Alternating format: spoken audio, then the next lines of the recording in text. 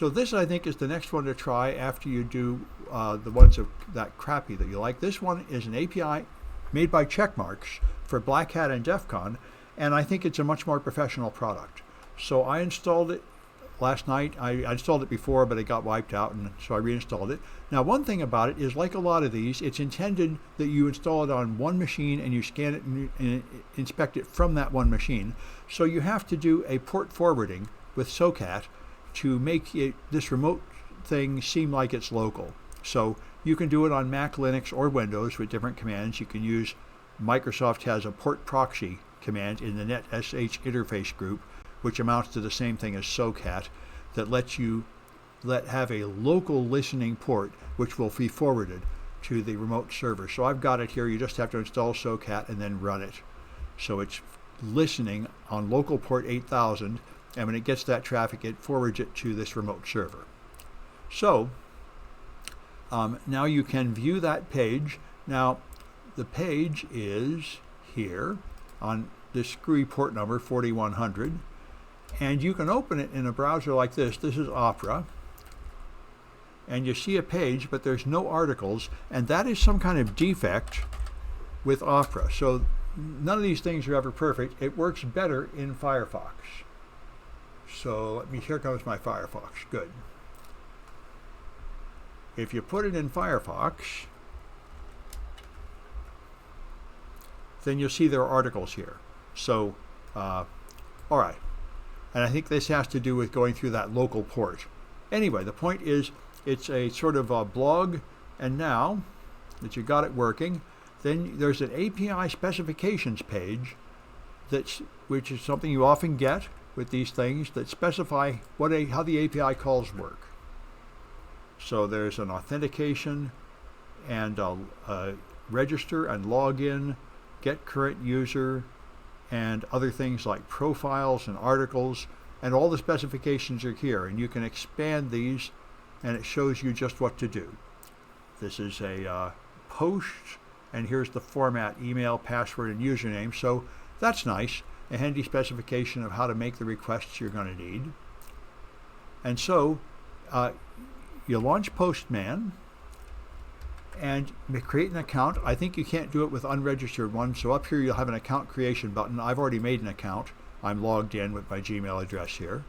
And once you've made an account, then you can import the specifications right from my server. There's a JSON file on the server which specifies all the requests. So you just import that, and now you'll have a capital container in your Postman that has all the methods already here: register, login, current user, articles, and so on. So that's nice. You don't have to make that stuff by hand. And so you do have to set a couple of variables. So in the capital container, let me shove these instructions to the side so I can point out these things on the real API here. All right. So in the list of collections, I've got I got the capital container,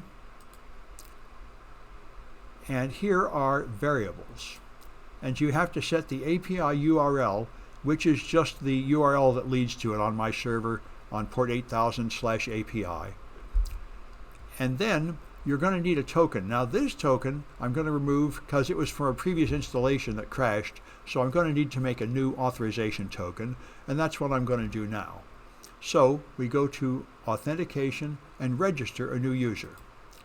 So I just have to give it an email. I can probably make this font bigger. Yeah. So I give it an email like sam@aol.com, and then a password, and then a username like Sam maybe. All right. And now I'm going to send that. And what does it say? It doesn't want to scroll down. All right, there. All right, there it is, and there's my token. So I've created a user. It's let me in. Here's a token. I think that's all I need. I'm just going to follow my steps here. I create a user account. Now I highlight that token, and I add it to the collection, named token. So I go back to the capital collection. Here's my variables. I add a new variable named token with that value as the initial value and the current value. All right. And then I think I need to hit save. Save icon, which should be up here somewhere. Save. Okay. There we are. All right. Now I'm going to get the current user, and that is something you couldn't do without an authorized token, so it's a way to test it. So this will get the current user, and see it fills in the authorization from the token, so it should work. Let me shrink my font a little bit so I can see the response. All right, I tried it before, and I got could not validate credentials, but now that I put in a good token, now it tells me I'm Sam. So that's good, it works. All right, so my authorization is working, so now I can run burp, and I can send Postman through burp, which I think, in fact, we set that up before. I think that's what it's already doing. So if I look in burp and get back to the proxy history tab, I should see some history of what we've been doing here. And here I am. It is sending data to capital. Here it is getting the current user, and so on. So it is sending everything through burp already. So I want to find the request going here, getting API user, and I want to send it to the repeater. Okay. All right. And so if I send it from here inside burp, I should see my current username, and I do. I'm Sam at AOL. That's right. And so now we can find a flag. This is broken function level authorization. An API is going to allow us to make a call to a function without authorization. So, in a web browser, let me just bring this browser back, it'll do. We're going to open this page, which is one of the JavaScript files used by this application, a bundle.js. And there's the text, you can make it bigger. And just search for admin, I think. Let me check search for path and find the admin path. So search for path. All right. There's a path of /, here's a path of membership, and see these are a lot like the API endpoints we did before. These are various things you can do. There's login, there's red editor, and editor, article, admin. There's a path called admin. Okay.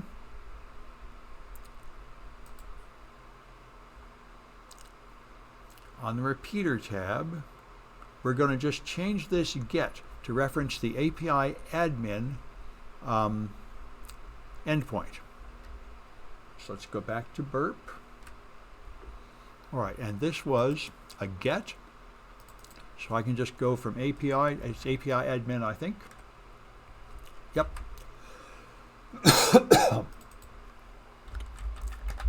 All right, and if I send that, it's 200 OK, and see here's the first flag. So I was able to access the admin page without authorization.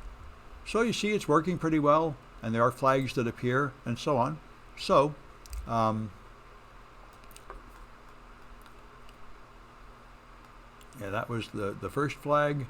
And then there's broken object, where you're able to use the delete call without proper authorization. And there's just a series of flags to find here, and it all works pretty well.